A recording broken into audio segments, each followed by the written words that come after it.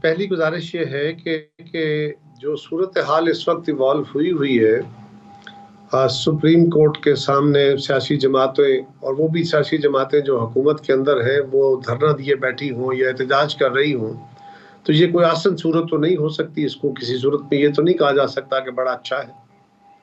ये बड़ी तकलीफदेह सूरत है और ऐसा नहीं होना चाहिए। लेकिन सवाल ये है कि जब एक तरफ यानी अदालत की तरफ से तसलसल के साथ एक जमात की प्रमोशन हो और बजाय इसके कि जज साहिबान जज के तौर पे बिहेव करें, जब वकालत शुरू कर दें और बार बार रिक्वेस्ट करने के अदालत में हाजिर होके वकला के जरिया, अपने नुमाइंदों के जरिया, मीडिया के जरिया, पार्लिमान के अंदर का जो तकारीर के जरिए या बाकी जराए से लेजिस्लेशन के जरिए मुख्तलिफ इजहार किए गए, रिक्वेस्ट भी की गई, नाराजगी भी, अपने तहफ़्फ़ुज़ात का इजहार भी, और फिर अल्टीमेटली कानून साजी भी, जब सारे अमलों में अदालत का रवैया बिल्कुल एक खास बेंच का रवैया, जज साहिबान का नहीं, चीफ जस्टिस और उनके कुछ जज साहिबान का रवैया इस कदर पार्शल हो जाए, तो फिर सियासी जमातों के पास और क्या रह जाता है सिवाय इसके कि वो आके पुरअमन तरीके से अपना एहतजाज करें। हम इंतजामी तौर पे इसका क्या इलाज करें? अगर तो इंतजामी तौर पे हल हो सकता हो तो कोई गवर्नमेंट का काम अपने इंतजामी इख्तियार इस्तेमाल करना होता है। अगर हमने अपनी 209 के तहत आप एक तरफ धरना देते हैं, फिर आप 209 की तरफ जाते हैं कि रेफरेंस जमा कराया जाए चीफ जस्टिस के खिलाफ। आप हुकूमत हैं, कॉन्स्टिट्यूशनल हैं, पार्लियामेंट है, तो आपको उसके जरिए नहीं जाना चाहिए था? पहला काम वो करते। देखिए, पार्लिमान अपनी राय का इजहार कर रही है कि हमें वो काम करना चाहिए, यानी रेफरेंस देना चाहिए। वो तो एक इशू है, वो तो उन्हीं के पास जाना है, वो रेफरेंस लेके रख देते हैं। क्योंकि ये भी एक आयरनी है कि जिनके खिलाफ रेफरेंस है उन्होंने ही उसको लेके जाना है। इससे पहले कई रेफरेंसेस एक फादल जज साहब के बारे में मौजूद है, और चीफ जस्टिस साहब न सिर्फ वो रेफरेंस नहीं आगे भेज रहे या काउंसिल की मीटिंग का तलब नहीं कर रहे, बल्कि उन्होंने यहाँ तक कह दिया कि उनको अपने साथ बेंच में बिठा के मैंने एक पैगाम दिया है, किसी को पैगाम दिया है। जब ऐसी सूरत हो तो फिर आपको अंदाजा होना चाहिए कि उसका रेफरेंसेस का क्या नतीजा निकलेगा या वो क्या उसका फेट हो सकती है। लिहाजा ये एक कोई आसान नहीं, कोई अच्छा कदम नहीं, कोई बेहतर ऑप्शन नहीं, लेकिन एक मजबूरी का ऑप्शन है, और क्या किया जाए। अच्छा कायरा साहब, ये भी कहिएगा कि कायरा साहब एक ये बताइएगा कि वो कौन से फैसले हैं जिन पे आपको बिलखुसूस एतराज है? क्या मैं देखता हूं कि इलेक्शन का मामला जब अदालत में आया तो हुकूमत ने कहा इलेक्शन नहीं होने चाहिए बिलखुसूस 2 सूबों में। वो मामला बिगड़ता बिगड़ता यानी हुकूमत इलेक्शन से भाग रही है। इसको इसलिए बुरा लग रहा है कि अदालत कहती है नहीं, कॉन्स्टिट्यूशन में 90 दिन के अंदर इलेक्शन है तो इलेक्शन करवाएं। अदालत ने 90 दिन की डेट दी थी क्या? अदालत ने भी 14 मई की डेट 90 दिन गुजार कर ही दी थी। अदालत ने यह भी कहा था 90 दिन की डेट है, लेकिन और आज भी कहा कि सियासी जमातें बैठ के आपस में मुज़ाकरात करके कुछ तय कर ले, तो फिर अदालत की तौहीन भी नहीं होती, फिर आइन से इर्तिकाज भी नहीं होता। तो ये लॉजिक हमें तो समझ नहीं आई कि ये क्या लॉजिक है। और दूसरी बात यह है कि एक ही सूबे के अंदर सिर्फ एहतजाज है, उसी सूबे के लिए सब लड़ाइयाँ हैं, उसी सूबे के लिए अदालत मुकम्मल तौर पे ये बेंच जो 3 रुकनी है, ये पूरा जोर से इस बात का मुतकाजी है कि इस सूबे के अंदर इलेक्शन जरूर हो जाने चाहिए। खैबर पख्तूनख्वा तो कुछ आपने कुछ हमने जब शोर किया तो हफ्ता 10 दिन पहले उसका जिक्र आया, उससे पहले तो उसका जिक्र नहीं था, सिर्फ सूबा पंजाब का जिक्र था। लिहाजा ये बात कि हम कोई भाग रहे हैं, हम कहीं जा रहे हैं, ऐसा कतई नहीं है।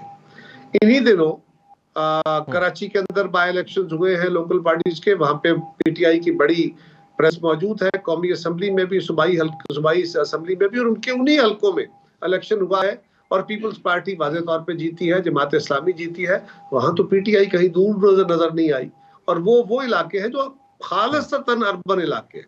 लिहाजा ये कहना कि जी पीटीआई को बड़ा हमारे लिए बहुत बड़ा थ्रेट है, यकीन उनकी अपनी एक पॉपुलैरिटी वेव है, और जो इस वक्त उन्होंने हंगामे किए हैं, जो उन्होंने आगे लगाई है, जो उन्होंने पाकिस्तान के अंदर वायलेंस किया है, उसके अंदर भी किसी जगह 200 थे, किसी जगह 400 थे, और मैक्सिमम किसी जगह पे अगर प्रेजेंस थी तो 1,500 से 2,000 वो भी खास वक्त में। ये क्या पाकिस्तान भर में उनकी बहुत बड़ी पॉपुलैरिटी की दलीलें हैं, या अगर खान साहब गिरफ्तार हुए थे और वो तो कोई 8 महीने से तैयारी कर रहे थे, वो तो लोगों से हल्फ ले रहे थे, वो तो बाकायदा नौजवानों को इंसाइट कर रहे थे, वो तो जलसों में खड़े होकर कुरान पाक पे हल्फ लेते थे कि मैं गिरफ्तार हूंगा तो तुम ये करोगे, तुम टैंकों के आगे लेट जाओगे, तुम फलान कर दोगे, तुम सड़के पे डिसरप्ट कर दोगे निजाम को।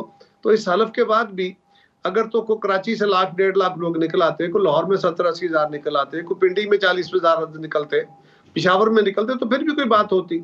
ये तो सैकड़ों और हजारों में लोग निकले हैं। वो हाँ, ये बात दुरुस्त है। नहीं, उस सूरत में इलेक्शन हो जाएंगे। किस सूरत में? जैसे आप बता रहे हैं कि 4-5 बड़े शहरों में लाख लोग अगर बाहर आ जाएं, मैं तो उस सूरत में उनकी पॉपुलैरिटी की गुजारिश कर रहा हूँ हबीब साहब, मैं उनकी पॉपुलैरिटी का जिक्र कर रहा हूँ। इलेक्शन ना होने की वजह हमारी वजह नहीं है। इलेक्शन कमीशन कह रहा है, फौज कह रही है, हमारा ये तहफ़्फ़ुज़ है कि एक सूबे में इलेक्शन पहले हो, ये नहीं होना चाहिए। ये पाकिस्तान के लिए सियासी तौर पे बहुत बड़ा नुकसान होगा, और ये अदालत का डोमेन नहीं है, या उनको इस बात का पूरी तरह इदराक नहीं है। ये कानून के मुताबिक फैसला नहीं, ये सियासत के मुताबिक फैसला है। एक सूबे में, बड़े सूबे में, जहां पे होने वाला इलेक्शन पाकिस्तान भर के आइंदा महीनों में होने वाले इलेक्शन पे असरअंदाज होगा। पाकिस्तान के अंदर पहले ही हमने सूबाइयत की जड़ें कमजोर की हैं बड़ी मुश्किल से, अब दोबारा उसको हवा देना चाहते हैं।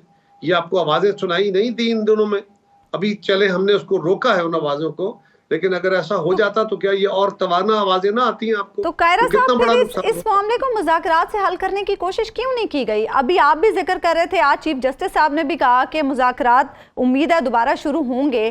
क्या कोई ऐसी गुंजाइश अब है कि मनाजरे के बजाय ये फरीकैन मुकालमे पे आ जाएं, किसी तरह से कोई मसला हल कर लें?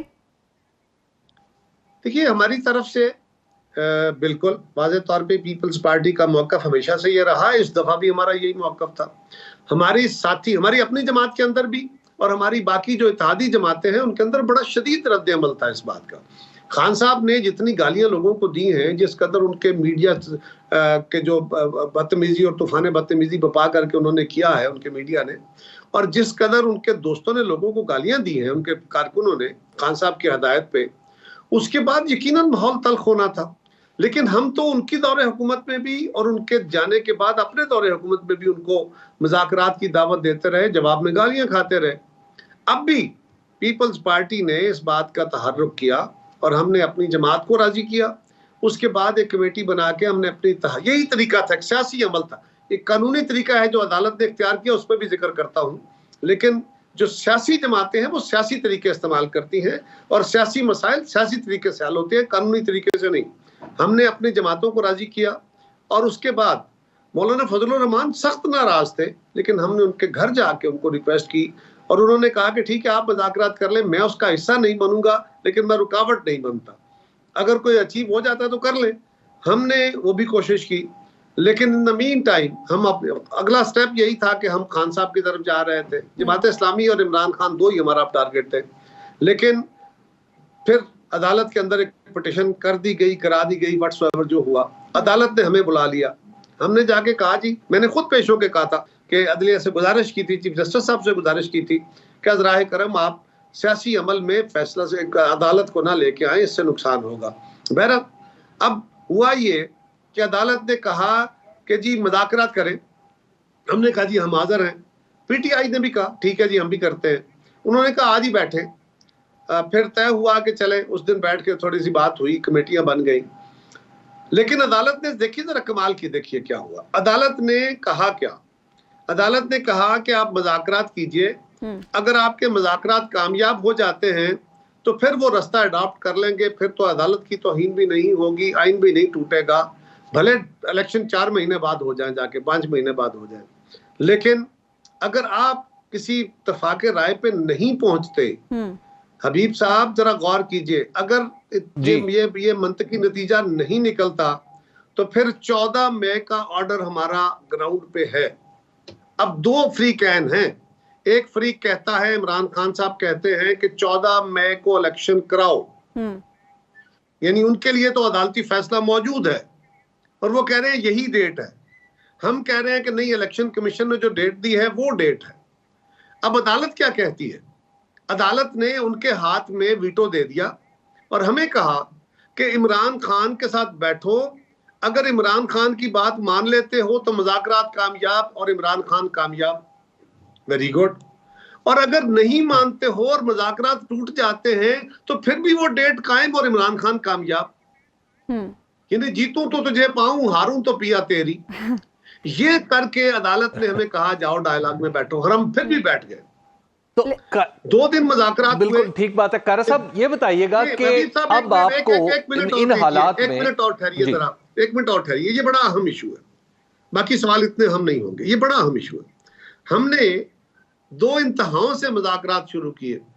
वो 14 मई की डेट पे थे कि 14 मई को, और हम 8 अक्टूबर की डेट पे थे कि इलेक्शन कमीशन ने डेट दी है। 2 सिटिंग्स के अंदर मुज़ाकरात होते होते होते नैरो डाउन हो गए और तय पा गया कि यही गवर्नमेंट जून का बजट देगी। और ये आपके इल्म में है, मैं कोई नई बात आपको नहीं बता रहा। बजट यही गवर्नमेंट देगी और जुलाई के पहले हफ्ते में मुतालबा था पीटीआई का कि आप असेंबलीज डिसॉल्व कर दें और फिर 90 दिन में इंतखाब करा दें, जो सितंबर के आखिरी हफ्ते या अक्टूबर के पहले हफ्ते में इलेक्शन का। खान साहब तो 14 मई को असेंबली डिसॉल्व करने की बात कर रहे थे। 15 जुलाई की डेट आप लोगों की तरफ से। थोड़ा सा सब्र करें, मैं इसी सवाल को एड्रेस कर रहा हूँ, लेकिन उसके सीक्वेंस से करूंगा ना। ठीक, नए सवाल की बजाय एक सवाल भी काम का हो जाए तो काफी होता है। ठीक, सो उसके लिए क्या तरीकाकार था? हमने कहा कि नहीं जनाब, आप मेहरबानी करें, बजट हम पेश करते हैं, पास करते हैं, और हमें थोड़ा सा बजट को स्टेबलाइज करने के लिए 2-3 हफ्ते दे दीजिए, चौथे हफ्ते में असेंबली डिसॉल्व कर देंगे। अब ये 2 दिन के मुज़ाकरात में हुआ और जो बात आ गई वो नैरो डाउन हो गई। ये थी कि जुलाई का पहले हफ्ते में असेंबली डिसॉल्व होगी या चौथे हफ्ते में, और तीसरे दिन इस पे मुज़ाकरात होने थे।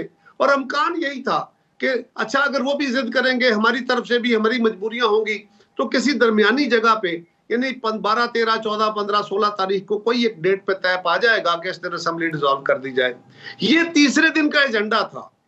और तीसरे दिन मुज़ाकरात होने से पहले सुबह 11 बजे खान साहब ऐलान करते हैं कि मैंने अपनी जमात को, अपनी टीम को कह दिया है कि अगर हुकूमत 14 तारीख से पहले असेंबली डिसॉल्व करके डेट देती है, यानी वही जो अदालत ने उनके हाथ में वीटो दिया था और हमारी मुश्किल बाहें बांधी थी, उसमें उन्हें कहा कि मैंने कह दिया है अगर ये डेट देते हैं तो ठीक, वरना मुज़ाकरात छोड़ो और वापस आ जाओ। अब ये मुज़ाकरात तोड़े किसने हैं?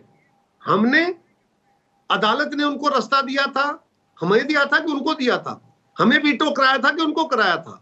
तो ये एक बड़ा सवाल है। हम न कल मुज़ाकरात से भाग रहे थे, ना आज भाग रहे हैं। वही कल भागे थे, वही आज भाग लेकिन रहे हैं। एक शिकवा तरीके इंसाफ की तरफ से भी था कायरा साहब। उनकी तरफ अदालत का एक टिल्ट है। एक शिकवा तरीके इंसाफ की तरफ से भी था। उनका ये कहना था कि जब मुज़ाकरात होते हैं तो एतमाद साजी की एक फजा भी बनाई जाती है।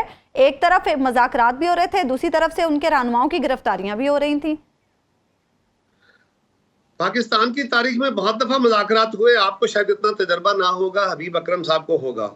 मैं उनको जरा मुखातब कर लेता हूं ताकि वो जरा ज्यादा बेहतर मेरी बात को समझ पाएंगे। हमारी अपनी हुकूमत में, इस हुकूमत में, उससे पहले खान साहब की गवर्नमेंट के भी अंदर भी, उससे पहले भी हमारे खिलाफ मुस्लिम लीग ने केस बनाए, मुस्लिम लीग के खिलाफ हमने केस बनाए, परवेज मुशर्रफ ने हमारे खिलाफ केसेस बनाए। लेकिन परवेज मुशर्रफ के दौर में एपीसीज हुई, परवेज मुशर्रफ के दौर के बाद हमारे दौर में एपीसीज हुई, हमारे बाद मियां नवाज शरीफ के दौर में एपीसीज हुई, और उनमें केसेस बनने के, गिरफ्तारियां होने के, जेलों में होने के बावजूद, और खान साहब के अपने दौर में हमारे लोग नैब की कस्टडी में थे।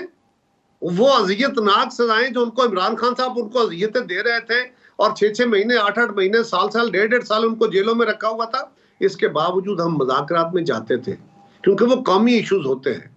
अगर एक को लीगल इशू है, खान साहब को तो कौन सा मसला, उनकी जमात को, उनको तो वैसे अदालतें, लेकिन उनको तो वो भी रिलीफ मिलते हैं ना, कि जो जिन गुनाहों का इल्जाम है वो गुनाहों पे भी उनको बेल है, और जो अमकान है, जो भी उन्होंने किए नहीं, सोचे नहीं, उसके ऊपर भी अगर कुछ केस बनता है तो उसकी भी बेल है। उनको तो इस तरह के रिलीफ मिल जाते हैं।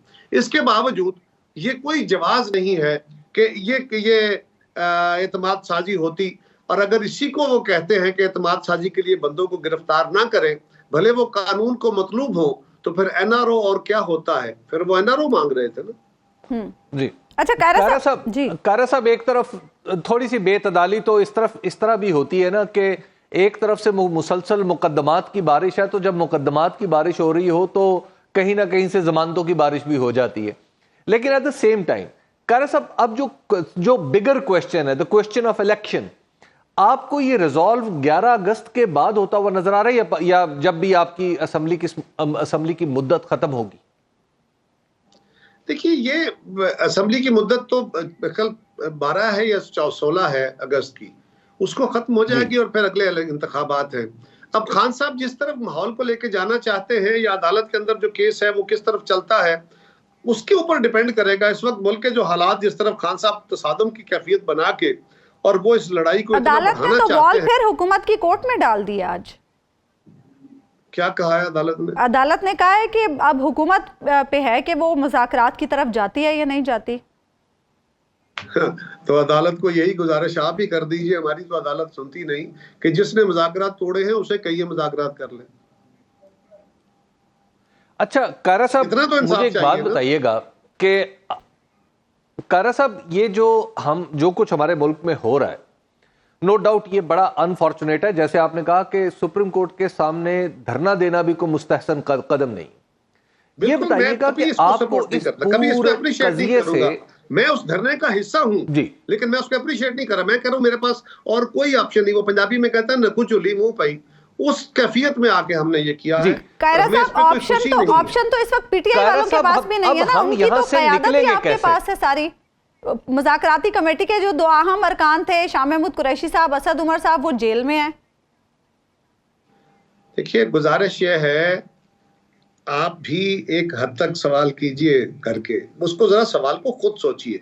मुज़ाकरात किसने तोड़े? मैं तीसरी दफा आपके प्रोग्राम में कह रहा हूं, अगर मैं गलत कह रहा हूं तो मुझे कहिए तुम गलत कह रहे हो, और अगर मैं दुरुस्त कह रहा हूं तो मेरी आपसे भी गुजारिश है, मेरी अदालत से भी गुजारिश है कि जिसने मुज़ाकरात तोड़े थे वो कहे कि मैं मुज़ाकरात करने को तैयार हूं, तो फिर उन बंदों को जेलों से भी लाया जा सकता है, मुज़ाकरात जेल से भी आके हो सकते हैं। ऐसे होते रहे। अभी विक्रम साहब को पता है, ऐसा होता है। ठीक है, कायरा साहब आपकी बात पहुंच गई। ये बता दें कि पीटीआई पर पाबंदी के हवाले से भी सोचा जा रहा है, गो कि आपकी पार्टी के चेयरमैन ये कह चुके हैं कि वो आखिरी शख्स होंगे जो इस पाबंदी की हिमायत करेंगे। क्या पीटीआई पर पाबंदी लगाई जा सकती है? ये आर्गुमेंट पिट चुका है, बहुत पिट गया, इसके ऊपर कोई सवाल नहीं है। ठीक, तो कायरा साहब ये बताइएगा, अब जो यहां से जो मैं आपसे अर्ज करना चाह रहा था कि जहां पे हम आके फंस गए हैं, आपको नहीं लगता कि अब यहां से हमारा बहसियत कौम निकलना काफी मुश्किल हो चुका है? तो आपके ज़हन में कोई रास्ता है, कोई उम्मीद आपको नजर आती है कि यहां से हम निकल सकते हैं? आपने दुरुस्त निशानदेही की है। अभी विक्रम इस वक्त हर जो थोड़ा बहुत सोच समझ वाला बंदा है, आप तो ज्यादा रिसोर्स और पढ़ने और लिखने वाले आदमी हैं, मेरे जैसा आमियाना ज़हन वाला बंदा भी इस वक्त परेशानी के आलम है कि हम इस वक्त हमारे सारे इदारे जिस गड़मट कैफियत का शिकार हो गए हैं, इतने हालात गुंजलक हो गए हैं। एक तरफ इकोनॉमी की हालत खराब है, दूसरी तरफ हमारा इदारा जाती जो सूरत हाल है। इस वक्त हमारा एक जमात जो बिल्कुल डिफेंस के मूड में आके बैठ गई है, लड़ाइयाँ शुरू हैं और अनसर्टेनिटी हो गई है। पार्लिमान और अदालत आमने सामने खड़े हैं। ऐसी कैफियत में जो रास्ते होते हैं ना, ये मसदूद होते चले जाते हैं और ये बहुत अफसोसनाक बड़ी तकलीफ दे सूरत हाल होती है। नॉर्मली ये होता है आमतौर पे कि जब नॉर्मल रास्ते मसदूद हो जाते हैं गैर मामूली सूरत हाल में, फिर कोई गैर मामूली इक़दामात होते हैं जो कि हमारे लिए मुनासिब नहीं होगा, हमारे लिए किसी सूरत अच्छा नहीं होगा। अब एक बहुत बड़ा सारा सवाल है, मैं तो बहुत दिनों से कह रहा था, बहुत दिनों से, कि थोड़ा सा आपके प्रोग्रामों में भी मैंने गुजारिश की कि यार थोड़ा सबको पीछे हटना चाहिए, कदम सांस लेना चाहिए, हुकूमत को भी, अदालत को भी, खान साहब को भी, बाकियों को भी, फौज को भी, और सोचना चाहिए रास्ते उससे निकलेंगे अगर हमारी ये ख्वाहिश हो कि हम दूसरे ग्रुप को गिरा के दम लेंगे, यही हमारी बका है, और उसकी ख्वाहिश हो कि नहीं ये काबू आ गए हैं, मैं इनको गिरा के दम लूंगा। अगर अदालत ये समझे कि मैं पार्लिमान का इख्तियार नहीं मानूंगी और अदालत अपने जोर लगाना चाहेगी, तो ये फिर कोई रास्ता नहीं निकलेगा, फिर कोई खुदा न खास्ता बुरा रास्ता निकलेगा। और ये अल्लाह ना करे। और एक रास्ता यही था, कुछ दिन पहले तक ये था मेरा ख्याल है अभी भी शायद ये हो पाए। सियासी जमातों के लिए बाज़ औक़ात अपनी पोजीशनें छोड़ना इसलिए कमज़ोखामी हो जाता है या कमज़ोरी हो जाता है कि इससे जी माने ये निकलेंगे कि इन्होंने अपनी पोजीशन छोड़ दी, कमज़ोरी इख्तियार कर ली। लेकिन अदालत के ऊपर तो ऐसा कोई सवाल नहीं है। अदालत आज भी एक बड़ा जो लार्जर सवाल था कि ये मेरी ज़ाती ख्याल है, ये गवर्नमेंट का, मेरी जमात का इसमें कोई ताल्लुक नहीं है। ये बिल्कुल मैं एब्सोल्युटली अपनी ज़ाती राय दे रहा हूँ आपको, आपके सवाल के जवाब में, ये सोचते हुए कि आपका सवाल बड़ा दुरुस्त था कि क्या तो अगर आज भी अदालत इन चीज़ों को सारी जो किस वक्त चीज़ें फंस गई हैं इनको रिव्यू के लिए नेक नीति से फुल कोर्ट बना देती है और उसमें से वो जजेस अलग हो जाते हैं जिनके ऊपर सवाल है, तो शायद कोई बेहतरी का रास्ता निकल।